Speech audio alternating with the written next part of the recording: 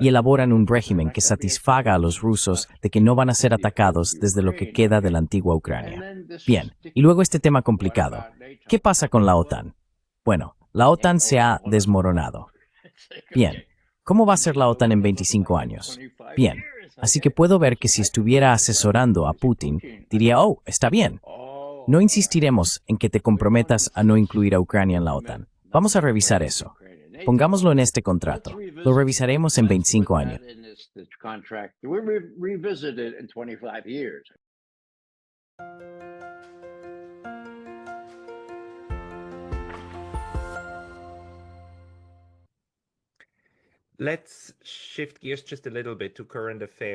Cambiemos de tema un poco hacia los asuntos actuales, sobre los cuales quiero preguntarte. Si Tulsi Gabbard realmente se convierte en la jefa de las agencias de inteligencia, ¿será ella la principal responsable de coordinar con el presidente? ¿Competirán otras personas por la atención de Donald Trump? Y si miras lo que sucedió en los últimos 3 o 4 días, con Netanyahu viniendo a Washington, y luego Donald Trump haciendo este anuncio impactante de que quiere vaciar la franja de Gaza y reconstruir. Y leyó eso de tarjetas. Estas eran tarjetas preparadas, ¿verdad? Esto fue un asunto preparado con personas a su alrededor, al menos parcialmente responsables de asegurarse de que esto sea política, no solo una ocurrencia del momento. Tiene muchas de esas, ¿verdad? Habla improvisadamente. Pero esta fue preparada. ¿Quién está dirigiendo o va a dirigir esta administración, aparte de los impulsos de Donald Trump?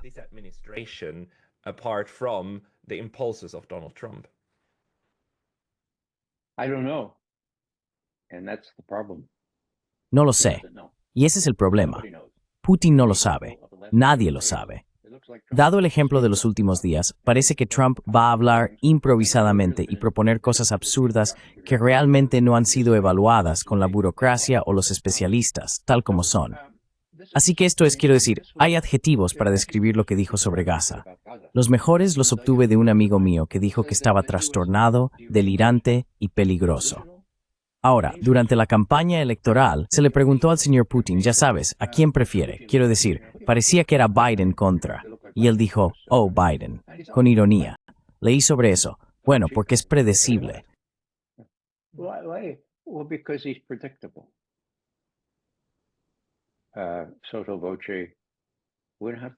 En voz baja, no tenemos que lidiar con este tipo impredecible que sabemos lo que va a hacer.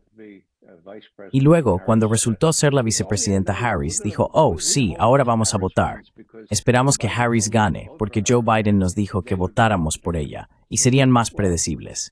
Bueno, ya sabes, eso fue en broma, pero esto es esencial. Pasé mucho tiempo poniéndome en los zapatos de los líderes soviéticos o rusos. Lo que esperan, lo que anhelan, lo que desean con fervor es un presidente al otro lado del Océano Atlántico que sea predecible. Después de todo, tienen sus dedos en los códigos, por el amor de Dios, los códigos nucleares. Entonces, ¿qué debe pensar Trump de todo esto? ¿Quién está a cargo?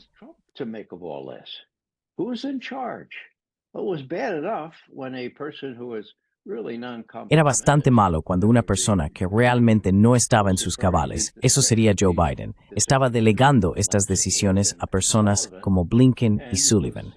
Y lo peor se evitó porque de vez en cuando el Departamento de Defensa intervenía y decía, no, eso es ir demasiado lejos, no llegaremos tan lejos. Y luego eran anulados. Y de todos modos, había un verdadero alboroto. Ahora, ¿qué está pasando ahora? Trump está tomando estas decisiones por sí mismo. Ahora, ¿cuál es el otro lado de esto? Eligió a Tulsi Gabbard para ser su directora de Inteligencia Nacional. Ahora, eso es importante porque debe haber sabido y debe haber sido aconsejado que ella sabe lo que hace y podría incluso decirle cosas que él no quería escuchar.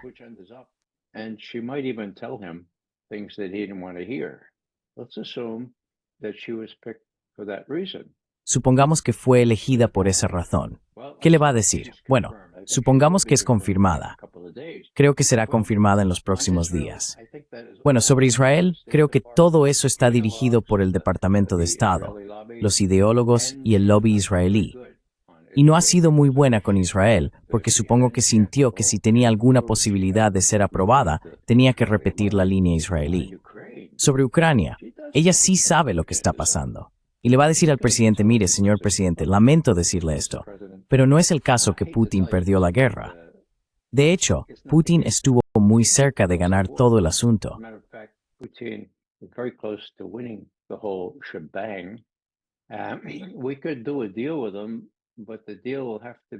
Podríamos hacer un trato con él, pero el acuerdo tendrá que ser mucho más negativo para nuestros propósitos que el que acordamos en abril de 2022, cuando teníamos un acuerdo de que Ucrania no sería parte de la OTAN y todo el asunto. Así que ella va a saber esto y se lo va a informar. Y Mike Waltz, ¿y quién más? Oh, la gente del General Kellogg, que dice vamos a presionar a Rusia, vamos a entrar con fuerza. Bueno, Tulsi podrá decirle al presidente, mira, eso no funcionó, ¿de acuerdo? Eso no funcionó desde febrero de 2022. Ahora definitivamente no va a funcionar ahora que los rusos claramente tienen la ventaja. Putin está dispuesto a negociar contigo. Putin is willing to deal with you. Now, this is my concept of what Tulsi Gabbard. Ahora, este es mi concepto de lo que Tulsi Gabbard podría decir tal vez en su segunda o tercera sesión con el presidente. Señor presidente, al pueblo estadounidense se le ha enseñado a pensar que Putin es un peligro porque quiere apoderarse de toda Ucrania y luego Polonia y luego los estados bálticos. Y Dios sabe que no se detendrá ahí. Bien.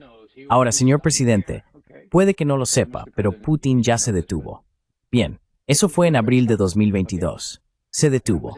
Retiró las fuerzas de alrededor de Kiev. Tenían un acuerdo. Se detuvo. Iba a permitir que Donbass siguiera siendo parte de Ucrania. Solo iba a tener algo de autonomía como se había prometido. Así que, para su propia información, podría decir, bueno, puede sentir, puede entender que sí se detuvo.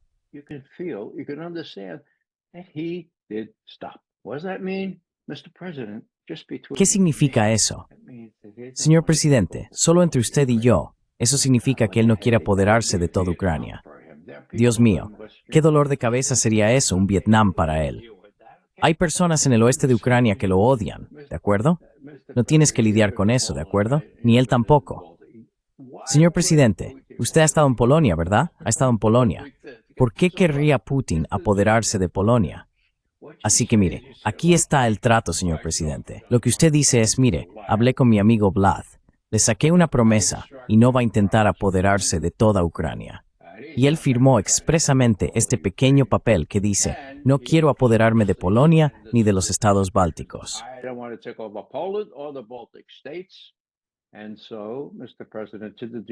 Y así, señor presidente, en la medida en que el 80% del pueblo estadounidense fue condicionado o lavado de cerebro, no es una palabra demasiado fuerte, para creer que este era el caso por la administración anterior, jugaremos con eso. Digamos que ellos creen eso. Bueno, tienes esta gran concesión, ¿de acuerdo?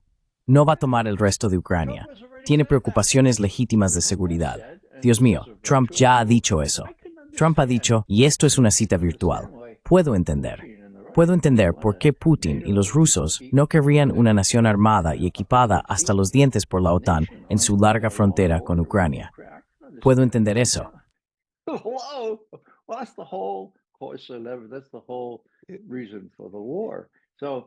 Esa es toda la razón de la guerra.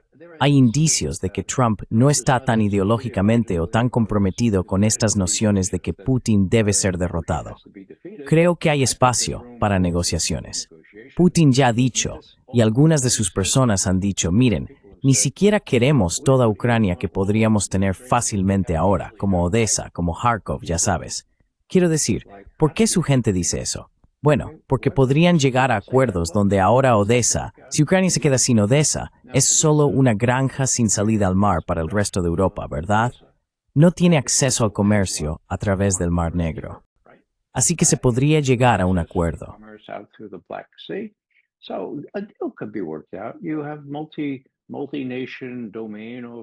Tienes un dominio multinacional sobre el puerto. Eso se ha hecho antes. Así que hay todo tipo de cosas que podrían resolverse. Y el punto complicado, por supuesto, y esto es lo que dicen todos mis colegas, y todos dicen, el gran no de los rusos es que Ucrania no sea miembro de la OTAN. Ahora, ¿estoy de acuerdo con eso? ¿Estoy de acuerdo con eso? Sí lo estoy. Pero ahora, permíteme continuar por un minuto más. Así que llegan al final de las negociaciones, ¿de acuerdo? Y elaboran un régimen que satisface a los rusos de que no van a ser atacados desde lo que queda de la antigua Ucrania, ¿de acuerdo? Y luego este punto complicado. ¿Qué pasa con la OTAN? Bueno, la OTAN se ha desmoronado. NATO is falling apart. It's like, okay, what's NATO going to look like in 25 Es como, years? ok, ¿cómo se verá la OTAN en 25 años? Bien, puedo ver que si estuviera asesorando a Putin, diría, oh, está bien, no insistiremos en que te comprometas a no incluir a Ucrania en la OTAN. Vamos a revisar eso. Pongámoslo en este contrato. Lo revisaremos en 25 años. No es un sí ni un no, pero pongámoslo en un segundo plano. Puedo concebir eso. Estas cosas se pueden resolver. Si Trump tiene algún mérito, es que hace tratos, y aquí tiene la parte más débil, pero todavía hay algo de flexibilidad del lado ruso. Estoy convencido, siempre y cuando se dé cuenta de que su mano es un par de doces y la de Putin es 4 ases. A pair of deuces and Putin's is 4 aces. I hope this is understood, but Espero que esto se entienda, pero la locura de la situación es que creo que tienes toda la razón. Una parte fundamental de cualquier acuerdo que se vaya a alcanzar con los rusos tiene que incluir algunas cláusulas que obliguen al presidente Putin a firmar algo que siempre dijo que nunca haría, y luego vender eso como una victoria. Oh, le hicimos prometer de manera verificable que nunca atacará a Polonia, lo cual siempre dijo, no queremos eso. No queremos Ucrania Occidental. No queremos eso. Pero en este sentido, creo que no tendría problema en firmarlo. Probablemente tendría un problema para entender por qué eso está en el tratado, en primer lugar. Pero hay una línea, y creo que tienes toda la razón. there's a line, and I think you're absolutely correct. Well, let me just add, Pascal. You're the only one. Bueno, permíteme añadir, Pascal, eres el único entre muchos entrevistadores o amigos que ha dicho eso. En otras palabras, hay esta posición casi ideológica firme. No, no, no. Putin siempre insistirá en un firme no Ucrania en la OTAN. Y trato de decir, bueno, mira, dentro de 25 años, ninguna decisión sí o no en la OTAN, pero posponerlo por 25 años. Todo esto es muy especulativo. Pero ¿por qué no? Si él quiere un acuerdo y cree que lo quiere, y si Trump quiere un acuerdo, este tipo de retórica y este tipo de juego con los errores de lo que Biden y los demás persuadieron al pueblo estadounidense a creer. Eres el primero, tengo que decir, y te agradezco amablemente por venir y decir que sí. Eso tiene sentido para ti, porque no tiene sentido para muchas otras personas. Yeah, that makes sense to you because that makes sense to many other people. Because, like, look, there's one more very important element. Porque mira, hay un elemento más muy importante, que es que los Estados Unidos de hoy ya no son los Estados Unidos de los años 90 en la percepción global. Creo que lo que está absolutamente claro para los rusos y los chinos es que ningún documento que firme Estados Unidos está a salvo del presidente que lo firmó o de su sucesor. Ninguno de ellos, ni el Tratado de Libre Comercio de América del Norte, ni su sucesor, actualmente el nuevo tratado que Trump mismo hizo. Quiero decir, cualquier promesa, cualquier cosa en papel se romperá. Así que lo único que realmente importa son los mecanismos verificables que creas.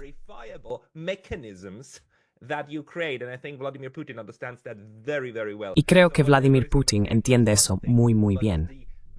Así que lo que esté en el papel es una cosa, pero los mecanismos verificables para hacer eso operativo, eso es, en mi opinión, lo que los rusos van a estar buscando. Y eso es algo que no se juega a nivel de, ya sabes, pongámoslo en el Washington Post y el New York Times, y presumamos de ello como un gran triunfo. Así que la verdadera cuestión son los mecanismos que creas, porque cualquier otra cosa en este momento, lamento decirlo, simplemente no es confiable debido a la forma en que el sistema funciona actualmente en Washington. Because the way the system works at the moment in Washington. Well, you're right, and I would cite the intermediate. Bueno, tienes razón.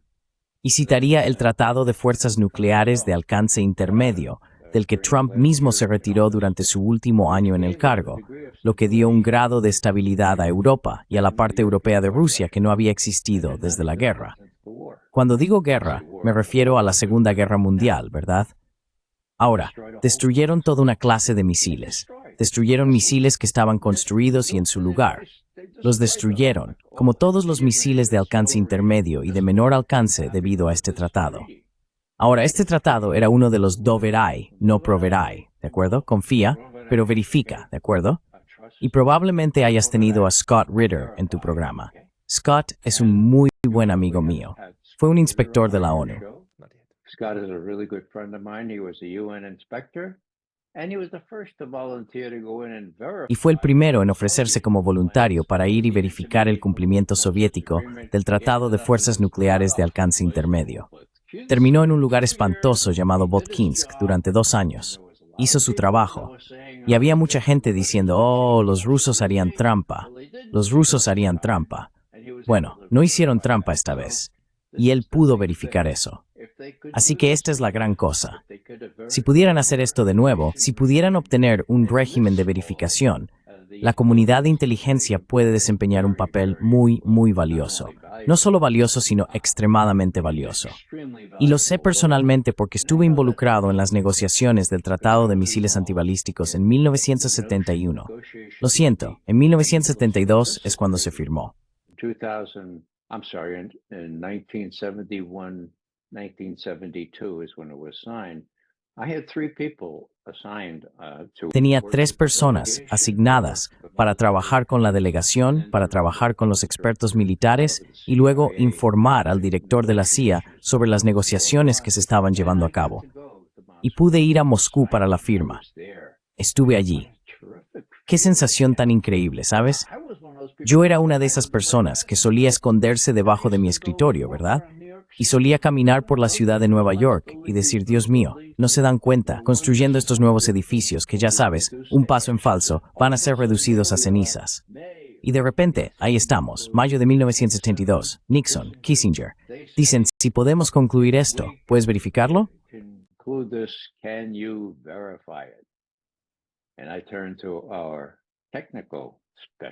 Y me dirigí a nuestros especialistas técnicos, que son personas extraordinarias, y les dije, oh, ustedes que manejan los satélites y todo ese tipo de cosas, ¿qué le digo a Kissinger? Bueno, está bien. No sabemos si los soviéticos harán trampa o no, pero si lo hacen, los atraparemos en 12 días. Está bien. Eso fue suficiente. Eso fue suficiente. ¿Hicieron trampa los rusos? Sí, lo hicieron. Construyeron este radar espantoso en un lugar llamado Krasnoyarsk, en medio de Siberia, un par de años después, y los atrapamos en 12 días. Y le dijimos al presidente Reagan en ese momento, aquí están las fotos. Hicieron trampa.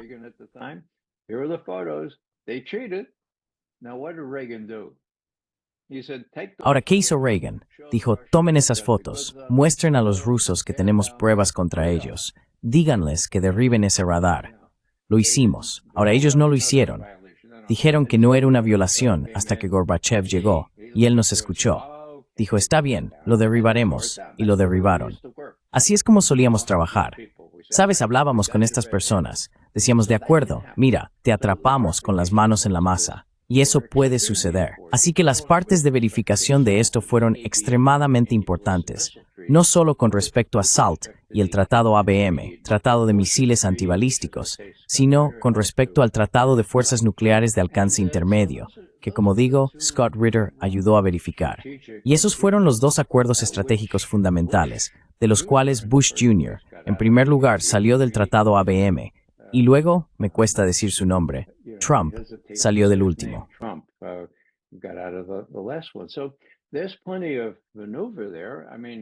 Así que hay mucho margen de maniobra allí. Quiero decir, hay algún tipo de acuerdo bilateral, uno extraño, entre la República Federal de Alemania y los Estados Unidos para volver a colocar fuerzas nucleares intermedias en Alemania, del tipo que estaban allí antes del tratado. No sé por qué. No fue una decisión de la OTAN. Fue como un codicilo, una especie de apéndice. Oh, sí, también decidimos esto. Y cuando se le preguntó a Olaf Scholz, bueno, ¿qué fue? No tiene sentido. Él dijo, bueno, los estadounidenses lo querían. Así que dijimos, está bien.